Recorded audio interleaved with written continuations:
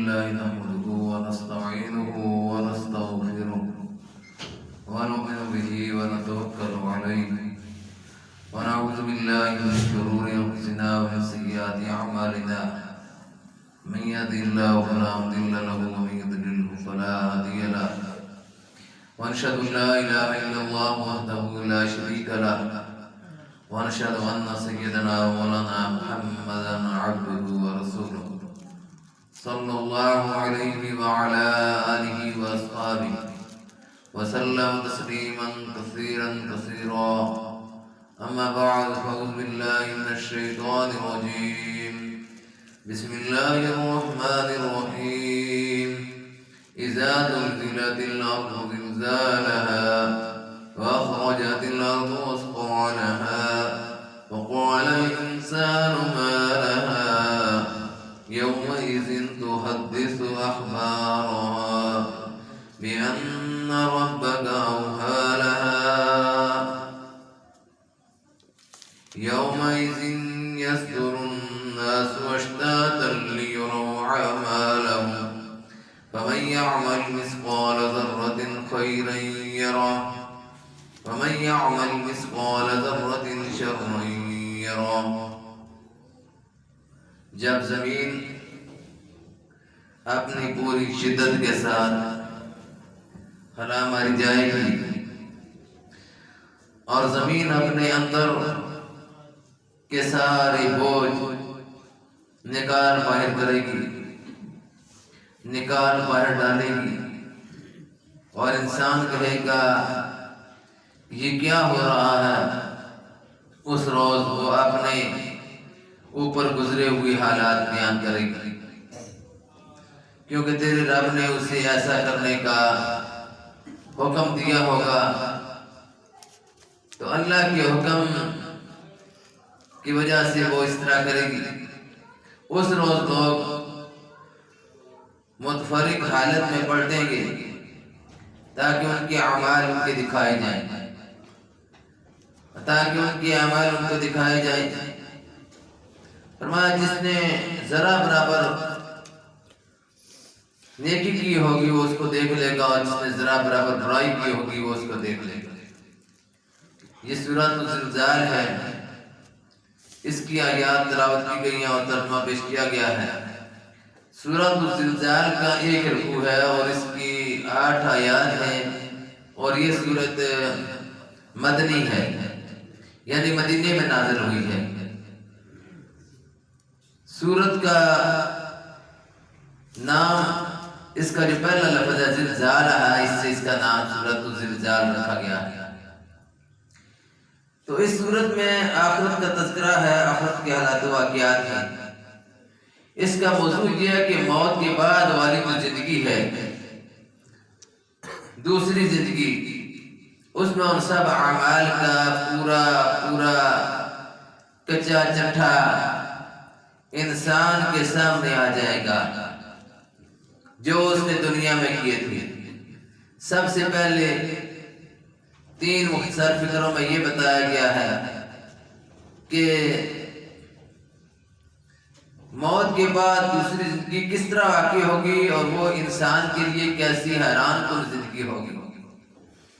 پھر 2 فکروں میں بتایا گیا کہ یہی زمین جس پر رہ کر انسان نے بے فکری کے ساتھ ہر طرح کے اعمال کیے ہوں گے، اچھے اعمال بھی کیے ہوں گے، برے اعمال بھی کیے ہوں گے، نیکیاں بھی کی ہوں گی، برائیاں بھی کی ہوں گی، لوگوں کو تنگ کیا ہوگا، حقوق العباد غصب کیے ہوں گے، اور لوگوں کو حقوق دلوائے بھی ہوں گے، ظلم کے خلاف آواز بھی اٹھائی ہوگی.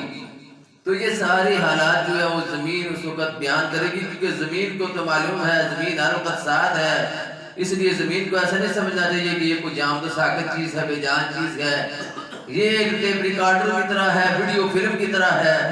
اس وقت ہم بیٹھے ہوئے ہیں، ہمارا سب کچھ یہاں پر در و دیوار جو ہمیں پیوست ہو رہا ہے. مسجد اس بات کی شہادت اور گواہی دے گی کہ یہ لوگ اللہ کو یاد کرنے والے تھے. اور یاد رکھیں قیامت کے دن جب دنیا ساری ختم ہو جائے گی تو اللہ کے یہ سارے گھر جو مساجد ہیں ان کو اٹھا دیا جائے گا اور یہ خانہ کعبہ کے ساتھ چلے جائیں گے، اس کے اندر چلے جائیں گے. مساجد باقی رہیں گی، اور جب مساجد وہاں جائیں گی پھر خانہ کعبہ جنت میں جب جائے گا تو مساجد بھی اس کے ساتھ جنت میں جائیں گی۔ اب وہ جب جنت میں جائیں گی تو جو لوگ مسجدوں کو آباد کرنے والے ہیں، مسجدوں میں رہنے والے ہیں، مسجدوں کے ساتھ جن کا دل اٹکا ہوا ہے، وہ ان کو تلاش کریں گے، یا اللہ وہ بندے کدھر ہیں جو میرے اندر آ کر نماز پڑھتے تھے، آ کر درس قرآن سنتے تھے، آ کر درس حدیث سنتے تھے، اللہ کا نام لیتے تھے، وہ بندے کدھر ہیں؟ تو اس وقت ان کو وہ مسجدیں یاد کریں گی اور اللہ سے دعا کریں گی کہ یا اللہ ان آدمیوں کو یہاں پر لے جایا جائے، پھر ان آدمیوں کو جنت کے اندر لے جایا جائے۔ تو یہ بہت بڑا انعام ہے۔ خوش قسمت ہے وہ لوگ جن کے دل مسجد کے ساتھ لگے ہوئے ہیں، جو اپنے آپ کو مسجد کے ساتھ جوڑے ہوئے ہیں، اور یہ بہت بڑی خوش قسمتی ہے، معمولی بات نہیں ہے۔ ہم جیسے ہزاروں انسان، لاکھوں انسان ہوں گے جو مختلف قسم کے گناہوں میں ملوث ہوں گے، ہمیں اللہ نے یہ توفیق دی ہے، اور اسی کی توفیق سے ہم یہاں پر آ کر بیٹھے ہیں کہ یہاں پر ہم اللہ کا ذکر کر رہے ہیں، اللہ کی یاد کر رہے ہیں۔ تو زمین کی جب ایسی کیفیت ہوگی کہ یہ بھونچال کر دے گی، زلزلہ آ جائے گا، اس میں عذاب آ جائے گی، تو اس وقت کی کیفیت کچھ اس طرح کی ہوگی کہ اذا زلزلت الارض زلزالها واخرجت الارض اثقالها، فرمایا زمین اپنے اندر کے سارے بوجھ نکال باہر کرے گی۔ تو اس کا مفہوم یہی ہے، سورہ انشقاق میں بھی یہ بیان فرمایا گیا ہے کہ وَأَلْقَتْ مَا فِيهَا وَتَخَلَّتْ، جو کچھ اس کے اندر ہے اسے باہر پھینک کر خالی ہو جائے گی۔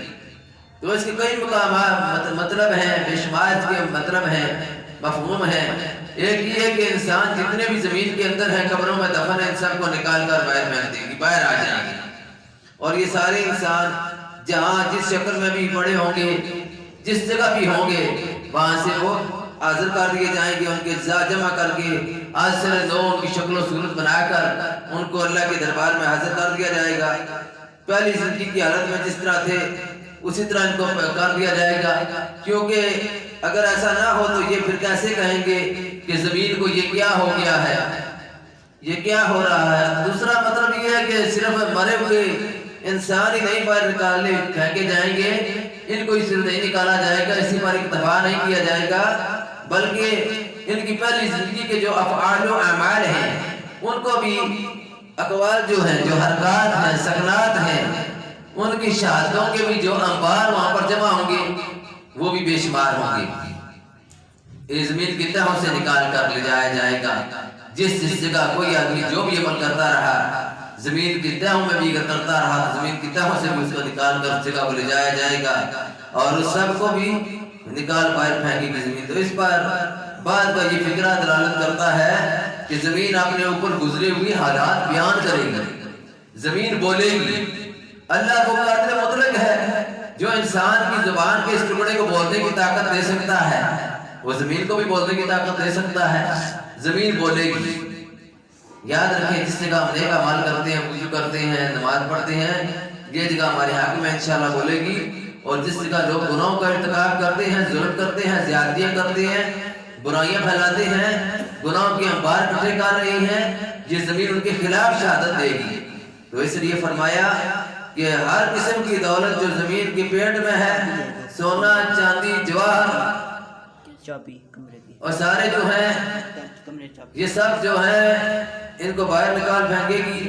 تو اس طرح کر کے ڈھیر کے ڈھیر وہ باہر رکھ دے گی۔ انسان کہے گا کہ اس کو کیا ہو گیا ہے، تو اس وقت انسان حیران ہو کر کہے گا کہ اس کو کیا ہو گیا ہے۔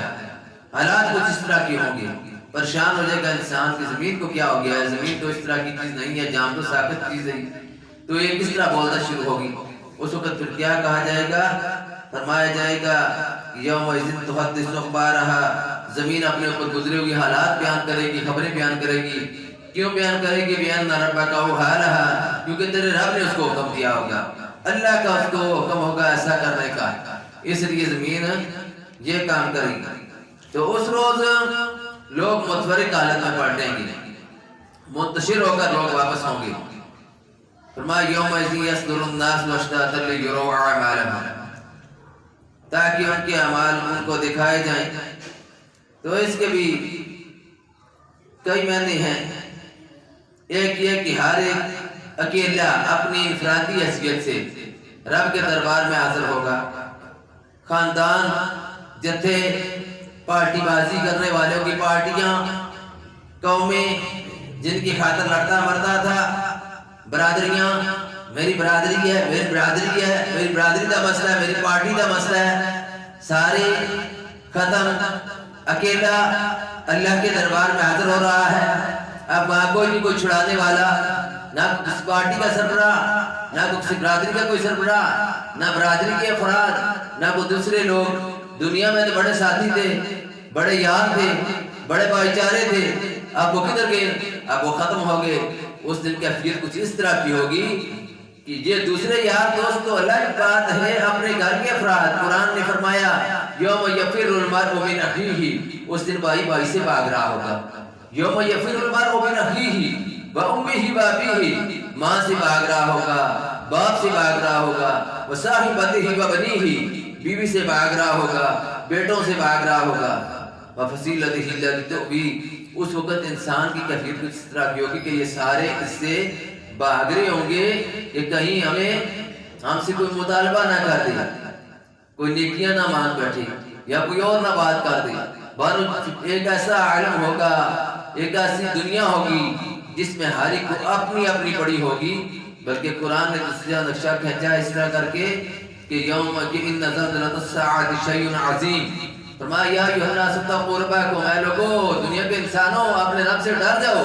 ان زلزلۃ الساعۃ شیء عظیم، قیامت کا زلزلہ بہت بڑی چیز ہے.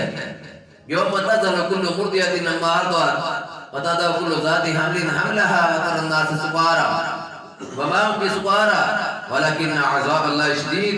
فرمایا اس دن جو حمل والی ہوگی اس کا حمل گر جائے گا خوف اور دہشت اور ڈر کی وجہ سے، اور جو اپنے بچے کو دودھ پلا رہی ہوگی وہ اس کو ایسے پھینک دے گی، پھینک کر دوڑنا شروع کر دے گی. ایسی کیفیت ہوگی. جس بچے کے ساتھ اس کی محبت تھی، جس ماں کی ممتا بڑی مشہور ہے، جس کی مثالیں دی جاتی ہیں، وہ اس کو اٹھا کر پھینک دے گی اور خدا اپنی فکر اس کو پڑ جائے گی. فرمایا کہ اس دن پھر ایسی کیفیت ہوگی کہ لوگوں کی حالت یہ ہوگی کہ ان کی دیدے یعنی آنکھیں کھان تاڑے لگ جائیں گی. ایسی کیفیت ہو جائے گی. پھر کیا ہوگا؟ اس وقت لوگ سمجھیں گے کہ شاید یہ سکارا ہو گیا ہے، ان کو نشہ ہو گیا ہے، ان کو نشے کی وجہ سے اس طرح کر رہی ہیں. اللہ نے فرمایا وما هم بسکارا، یہ سکارا نہیں ہے. وما هم بسکارا ولکن عذاب اللہ شدید، بلکہ اللہ کا عذاب ہی اتنا سخت ہوگا. لیکن اہل ایمان کے لیے، ان اہل ایمان کے لیے جو اپنی زندگیوں کو اسلام، ایمان، قرآن، حدیث، نیکی کے راستے سے مزین کرتے ہیں، ان کے لیے خوشخبریاں بھی اسی طرح ہیں کہ ان کے لیے وہ قیامت کا کٹھن دن، مشکل دن، عظیم دن، ہولناک دن، خوفناک دن ان کے لیے اس طرح ہوگا جس طرح ایک فرض نماز سے دوسری فرض نماز کا وقت ہوتا ہے. یعنی اتنا تھوڑا، حالانکہ بڑا دن ہوگا، بہت بڑا دن ہوگا، لیکن ان کو اتنا محسوس نہیں ہوگا. اللہ کی ذات ان کے لیے اس دن کو اتنا خوفناک نہیں بنائے گی. ان کے اعمال اچھے تھے، انہوں نے دنیا میں رہ کر اللہ اور رسول صلی اللہ علیہ وسلم کی اطاعت کے مطابق زندگی گزاری تھی، شریعت کے حدود و قیود کے مطابق زندگی گزاری تھی، اس لیے ان کو ان اعمال کا صلہ مل رہا ہے. فرمایا کہ یوم یصدر الناس واشتاتا لیروا اعمالهم، اس دن ہر ایک آدمی اکیلا اپنے رب کے سامنے آئے گا، منتشر صورت میں آئے گا. بعض کہا کہ اس لیے آئیں گے کہ ان کے اعمال دکھائے جائیں، اپنے اعمال کو دیکھنے کے لیے اس طرح کر کے وہ آئیں گے. تو جب اعمال دیکھنے کے لیے آ رہے ہوں گے، ان کو ان کے اعمال نامے دیے جا رہے ہوں گے، تو اس کا مفہوم یہ ہے کہ اعمال دکھائے جانے کا کہ اعمال دنیا میں کیا کر کے آئے ہیں. دوسرے یہ کہ ان کو ان کے اعمال کی جزا دکھائی جائے گی. اگرچہ دوسرے معنی میں لیروا اعمالهم کے لیے جا سکتے ہیں، لیکن اللہ تعالیٰ نے فرمایا لیروا جزاء اعمالهم، تاکہ انہیں ان کے اعمال کی جزا دی جائے. یہ نہیں فرمایا لیروا اعمالهم، اعمال دکھائے جائیں کیا کر کے آئے ہیں. جو نیکیاں کی ہیں وہ بھی ساری سامنے آ جائیں گی، اور جو برائیاں کی ہیں وہ ساری سامنے آ جائیں گی. اور یہ انسان کی کیفیت اس وقت شروع ہو جاتی ہے جب اس پر موت کا عالم طاری ہوتا ہے، نزا کی کیفیت ہوتی ہے. جب وہ دنیا کی سرحد کو پار کر کے آخرت کی سرحد میں قدم رکھنے والا ہوتا ہے، اس وقت وہ سارے حالات و واقعات جو آخرت میں پیش آنے والے ہیں وہ اس کے سامنے آنا شروع ہو جاتے ہیں. اور ایسی کچھ کیفیت ہو جاتی ہے کہ نیک آدمی کو اپنی نیکیوں کا پتہ چلنا شروع ہو جاتا ہے، اور وہ راستہ، وہ جگہ یعنی جنت اس کو وہ نظر آنی شروع ہو جاتی ہے، اور جو برا آدمی ہے اس کو اپنی برائیوں کی وجہ سے، ظلم کی وجہ سے، زیادتیوں کی وجہ سے، گناہوں کی وجہ سے اپنا ٹھکانہ جہنم نظر آنا شروع ہو جاتا ہے۔ پھر روح نکالنے والے فرشتے بھی الگ الگ ہیں، نیک لوگوں کے فرشتے الگ ہیں، برے لوگوں کے فرشتے الگ ہیں۔ نیک لوگوں کے فرشتے روح نکالنے والے بڑے خوش اخلاق، با اخلاق، خوبصورت، اور دوسرے لوگوں کی روح نکالنے والے بڑے بد اخلاق، بڑے یعنی ان کی شکلیں بھی اس طرح کی ہیں، خوفناک اور ہولناک قسم کی شکلیں ہیں کہ دیکھ کر ڈر لگ جائے، خوف آ جائے، اور بڑی ان کی روحیں جب نکلتی ہیں تو کس طرح نکلتی ہیں؟ حضور صلی اللہ علیہ وسلم کی بھی نقشہ بیان کیا حدیث میں، فرمایا کہ جو آدمی مومن ہے وہ جب فوت ہوتا ہے اس کی روح اس طرح کر کے نکل جاتی ہے جس طرح کر کے مشرق سے پانی، مشرق کو کھولیں اس سے پانی اٹھائیں، شرط کر کے پانی کس طرح نکل جاتا ہے، اس طرح اس کی روح نکل جاتی ہے۔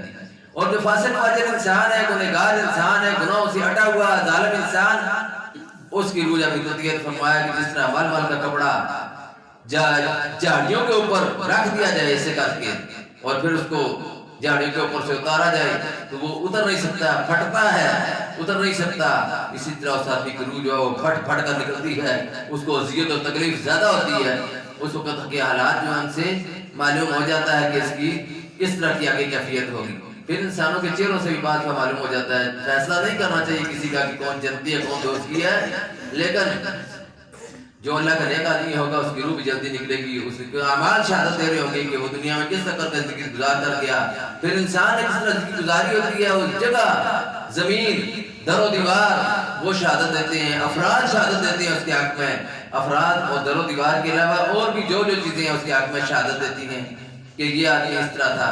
جو برا ہوگا اس کے حق میں بری شہادت ہوگی، اور اس کی بری شہادت اس کے لیے وبال جان ہوگی، وبال جہنم ہوگی، اور جو اچھی شہادت اس کی ہوگی اس کے اعمال بھی اچھے ہوں گے تو آگے اس کے لیے یہ اس کے جنت میں جانے کا ذریعہ بنے گی، اور اس کی کامیابی کا اور کامرانی کا ذریعہ بنے گی۔ اور یاد رکھو ہم دنیا کی زندگی کے لیے سب کچھ کرتے ہیں، لیکن قرآن و حدیث کے مطالعے سے معلوم ہوتا ہے کہ دنیا کی زندگی چند روزہ ہے، اس پر مر مٹنا ہے، اس کے لیے کوششیں کرنا، اس کے لیے دوڑ دھوپ کرنا، ساری زندگی اسی پر لگا دینا اور آخرت کے لیے کوئی فکر نہ کرنا، یہ کوئی عقل مندی نہیں ہے، یہ عقل مندی کا سودا نہیں ہے، یہ حماقت اور بیوقوفی کا سودا ہے، یہ ذلت کا سودا ہے۔ اس لیے اپنی چند روزہ زندگی کو، یہ چند روزہ زندگی ہے، ایک سانس ہے، ایک آتا ہے ایک جاتا ہے، کسی وقت بھی رک سکتا ہے، تو اس لیے اس چند روزہ زندگی کو جب گزارنا ہے تو اس کو اس طرح کر کے گزارے کہ اللہ اور اس کے رسول کی اطاعت میں گزرے۔ ہماری زندگی بھی، آپ کی زندگی بھی اللہ اور اس کے رسول کی اطاعت میں گزرنی چاہیے۔ کمی بیشی اگر ہو جائے آدمی اللہ سے معافی مانگے تو اللہ تعالیٰ معاف کرنے والا ہے، وہ غفور الرحیم ہے، لیکن اگر انسان معافی مانگے ہی نہ، سیدھے راستے کی طرف آنا چاہے ہی نہ، تو اس کے لیے پھر معافی نہیں ہے۔ معافی تو اس کے لیے معافی مانگنے والا ہے۔ فرمایا لا تقنطوا من رحمت اللہ، اللہ کی رحمت سے نا امید نہ ہو، اللہ کی بڑی رحمت ہے، وہ بڑا رحیم ہے، بڑا کریم ہے، بڑا شفیق ہے، بڑا ودود ہے، اپنے بندوں کے ساتھ محبت کرنے والا ہے، الفت کرنے والا ہے، لیکن بندے اگر اس کو اس کے غضب کو دعوت دیں، اس کے عذاب کو دعوت دیں تو پھر وہ ان کو عذاب ہی دیتا ہے، کیونکہ بندوں کی خود فرمائش عذاب کی ہے اور وہ عذاب کی طرف جانا چاہتے ہیں، ورنہ تو وہ انسانوں پر بڑا مہربان، بڑا رحیم ہے، اس کا نام ہی بڑا مشہور بسم اللہ الرحمن الرحیم، ہر کام کرتے ہیں بسم اللہ پڑھتے ہیں، رحمان الرحیم خدا، وہ درگزر کرنے والا، معاف کرنے والا، تو اس کے سامنے جب گڑگڑائیں گے، جھکیں گے، توبہ کریں گے، معافی مانگیں گے، جتنا مرضی گناہ کیے ہوئے ہوں، جتنے مرضی گناہ کیے ہوئے ہیں، یہ نہ آدمی کہے کہ بڑے بڑے گناہ ہو گئے ہیں اب کیا معافی مانگوں، اللہ نے یہ دروازہ کھولا ہوا ہے تو اسی لیے ہی تاکہ آدمی معافی مانگے۔ فرمایا کہ التائب من الذنب کمن لا ذنب لہ، اور کما قال علیہ الصلوۃ والسلام، حضور علیہ السلام نے فرمایا کہ توبہ کرنے والا، معافی مانگنے والا ایسا ہی ہے جیسے اس نے گناہ کیے ہی نہیں، یعنی اس طرح گناہوں سے پاک صاف ہو جاتا ہے کہ جس طرح گناہ اس نے کیے ہی نہیں۔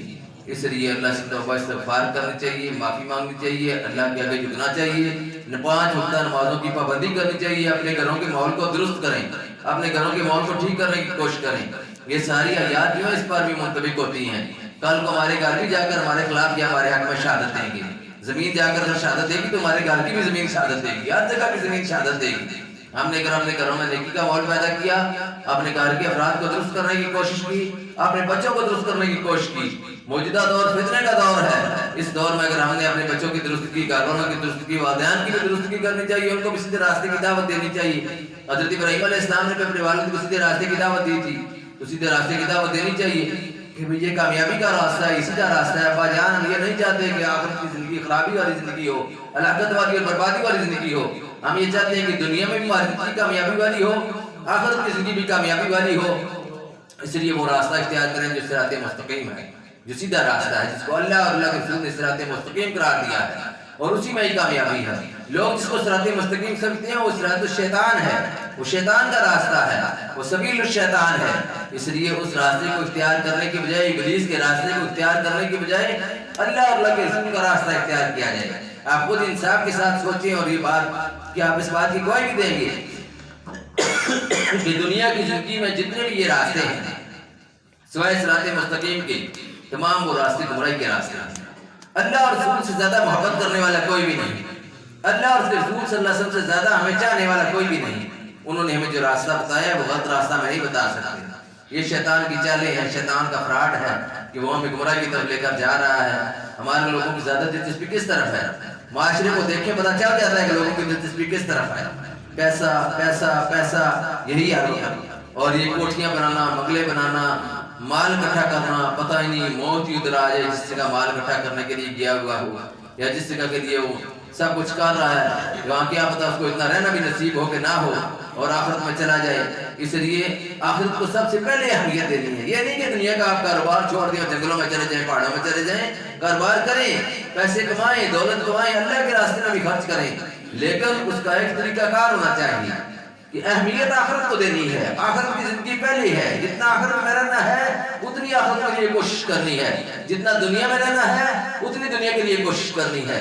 لیکن ہمارا سائنس الٹ ہے، ہماری سائنس بھی الٹ ہے. ہم دنیا میں کم رہتے ہیں، تھوڑا رہتے ہیں، چند سال رہتے ہیں، یہاں کے لیے ہم اتنا اکٹھا کر لیتے ہیں کہ ہماری کل کے نسلوں تک بھی جو ہے وہ بھی کھاتی رہیں، وہ بھی کام چلاتی رہیں، اور ہمارا آخرت کا حساب کتاب بالکل اس طرح ہوتا ہے. پر یہ بھی یاد رکھیں، ہم جس طرح اگر مال اکٹھا کریں گے، اگر ہم برائی کے راستے سے مال اکٹھا کریں گے، حرام کا مال اکٹھا کریں گے، رشوت کا مال اکٹھا کریں گے، یا چور بازاری کا مال اکٹھا کریں گے، ہم اکٹھا کر کے مکان بنا کر، جائیداد بنا کر جب دنیا سے چلے جائیں گے، پیچھے والے تو مزے کریں گے. حساب کون دے گا؟ حساب ہم دیں گے جنہوں نے ان کے لیے اتنا کچھ کیا ہوگا. اگر تو جائز طریقے سے ہو تو جائز ٹھیک ہے، لیکن اگر ناجائز طریقے سے، غلط طریقے سے دوسرے کا حق مار کر، ظلم کر کے، زیادتی کر کے کسی کی زمین پر قبضہ کرنا، کسی کے جائیداد پر قبضہ کرنا، کسی کے مال پر قبضہ کرنا، اور پھر اس کو اپنے بچوں کے لیے رکھنا، اپنی اولاد کے لیے رکھنا، اس کی جوابدہی کس سے ہوگی؟ اس کی جوابدہی مجھ سے ہوگی کہ میں یہ ظلم کروں گا. اس لیے دنیا کی زندگی میں ابھی فیصلہ کر لینا چاہیے اور دیکھ لینا چاہیے کہ ہم اپنی آخرت کے لیے کیا کچھ کر رہے ہیں. رسول اللہ صلی اللہ علیہ وسلم نے سب سے بدترین انسان اس آدمی کو قرار دیا ہے جو دوسروں کی خاطر اپنی آخرت کو بگاڑتا ہے. فرمایا من شر الناس منزلۃ یوم القیامۃ عبد عذب آخرتہ بدنیا غیرہ. اللہ کے نزدیک قیامت کے دن سب سے بدترین وہ آدمی مخلوق ہوگا جو دوسرے کی دنیا بنانے کی خاطر اپنی آخرت کو برباد کرتا ہے. تو اپنی آخرت کی فکر کرنی چاہیے. آخرت چند روزہ زندگی ہے دنیا کی، آخرت کی فکر کریں، آخرت کے لیے وقت لگائیں. ہر جمعہ کو یہ پروگرام جو ہوتا ہے اس کو اہمیت دیں اور لوگوں کو دعوت دیں، زیادہ سے زیادہ لوگوں کو دعوت دیں. اور صراط مستقیم کی یہ دعوت ہے، یہ لوگوں کی کامیابی کی دعوت ہے، یہ لوگوں کو جنت میں لے جانے والا راستہ ہے. قرآن سے بڑھ کر دعوت سچی کسی کی دعوت نہیں ہو سکتی. یہ اللہ کے نبی صلی اللہ علیہ وسلم کی دعوت ہے اور یہ اللہ کی دعوت ہے. اور اللہ نے فرمایا ہے کہ وَمَنْ أَحْسَنُ قَوْلًا مِّمَّنْ دَعَا إِلَى اللَّهِ، اور اس سے بڑھ کر اچھی کس آدمی کی بات ہو سکتی ہے جو لوگوں کو اللہ کی طرف بلائے. وَعَمِلَ صَالِحًا وَقَالَ إِنَّنِي مِنَ الْمُسْلِمِينَ، اور نیک اعمال کرے اور کہے کہ میں مسلمانوں میں سے ہوں. اپنے آپ کو مسلمان کسی فرقہ کی طرف نہ منسوب کرے کہ میں فلاں فرقے کا آدمی ہوں. اس لیے یہ باتیں جو ہے ضروری ہیں. وَمَنْ أَحْسَنُ قَوْلًا مِّمَّنْ دَعَا إِلَى اللَّهِ وَعَمِلَ صَالِحًا وَقَالَ إِنَّنِي مِنَ الْمُسْلِمِينَ. اس پر عمل کریں، اپنی زندگی کو اس کے مطابق گزاریں، اپنا ماٹو اسلام کو بنائیں، قرآن سنت کے مطابق زندگی گزارنے کی سب کوشش کریں. تو انشاءاللہ تعالی ہمارا جو اس وقت جو فتنے کا دور ہے، جو اس معاشرے کے اندر فتنہ ہے، اس کو ختم کرنے کا ذریعہ یہ چیزیں بنے گی. اس مجلس کو معمولی نہ سمجھیں، یہ بہت بڑی مجلس ہے. اور جو باہر بدماشوں کی مجلسیں بھی ہوتی ہیں، ہزاروں لاکھوں کے حساب سے لوگ جمع ہوتے ہیں، ہم کہتے ہیں کہ یہ بڑی بڑی مجلسیں ہیں. اصل بڑی مجلس وہ ہے جس میں اللہ اور اس کے رسول کا ذکر ہو، جس میں قرآن کا ذکر ہو، جس میں دین کی بات ہو. اس لیے ان مجالس کو اہمیت دینی چاہیے. ان مجالس میں صرف آپ شریک نہیں ہیں. اللہ کے نبی صلی اللہ علیہ وسلم کے ارشاد کے مفہوم کے مطابق زمین سے آسمان تک کروڑوں اربوں کھربوں کی تعداد میں فرشتے موجود ہیں جو اس وقت موجود ہیں، اس مجلس میں موجود ہیں. ہمارا یقین ہے اللہ کے نبی صلی اللہ علیہ وسلم نے فرمایا ہے مجلس کے خاتمے پر، لمبی بات ہے میں بتاؤں گا آپ کو کہ مجلس کے خاتمے پر جب وہ فرشتے اللہ کے پاس جاتے ہیں، اللہ ان سے ساری گفتگو کرتے ہیں، پوچھتے ہیں، وہ سب کچھ بتاتے ہیں. یہ اللہ اس طرح کر کے مجلس لگی ہوئی تھی، وہاں بندے بیٹھے ہوئے تھے، اللہ پوچھتے ہیں کیوں بیٹھے ہوئے تھے، ساری گفتگو ہوتی ہے. آخر میں فیصلہ کیا ہوتا ہے، نتیجہ کیا نکلتا ہے؟ اللہ فرشتوں کو گواہ بنا کر کہتے ہیں فرشتوں تم گواہ رہو. اللہ کو کیا ضرورت ہے کسی کو گواہ بنانے کی؟ اللہ فرشتوں کو گواہ بنا کر کہتے ہیں کہ فرشتوں تم گواہ رہو، میں نے ان سارے لوگوں کی مغفرت اور بخشش کر دی. کتنا بڑا انعام ہے، اس سے بڑا انعام کوئی چاہیے؟ اس لیے اس انعام کو حاصل کرنے کے لیے مغفرت اور بخشش سے بڑا سرٹیفکیٹ کوئی نہیں ہو سکتا. تو فرشتے کہتے ہیں یا اللہ ایک بندہ تھا اپنا کوئی کام آیا ہے، مجلس واسطے نہیں آیا ہے، دین کی گل بات نہیں سننا آیا، کوئی اپنا کام ہے، اس سے بندے دے انتظار میں گیا. خالد صاحب نے یا اشتیاق صاحب نے ایک دوسرے کی کڑ گیا یا بیٹھ گیا کہ چلو بیٹھ کر پھر انتظار کر لیتے ہیں. اللہ فرماتے ہیں میں نے اس کی بھی مغفرت اور بخشش کر دی. کیوں اللہ اس کی کیوں مغفرت اور بخشش کر دی؟ اللہ فرماتے ہیں یہ مجلس کی ایسی ہے کہ اس مجلس کی وجہ سے اس کی بھی مغفرت اور بخشش ہوگی. اس لیے ان مجالس کو معمولی نہ سمجھیں، ضرور وقت نکالا کریں، ہر جمعہ کو ضرور وقت نکالنا چاہیے.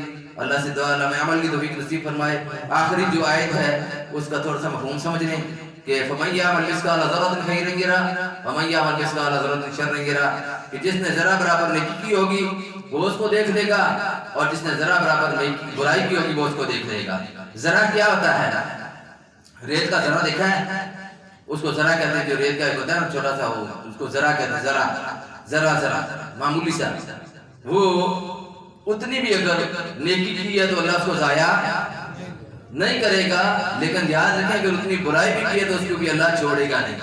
اللہ پوچھے گا کہ تو نے یہ برائی کسی کے ساتھ کیوں کی ہے. یہ الگ بات ہے کہ وہ غفور رحیم ہے، اگر معافی مانگے تو چھوٹے چھوٹے گناہ کو اللہ تعالیٰ معاف کر دیتا ہے. اللہ سے دعا ہے ہمیں عمل کی توفیق نصیب فرمائے. آمین. الحمدللہ.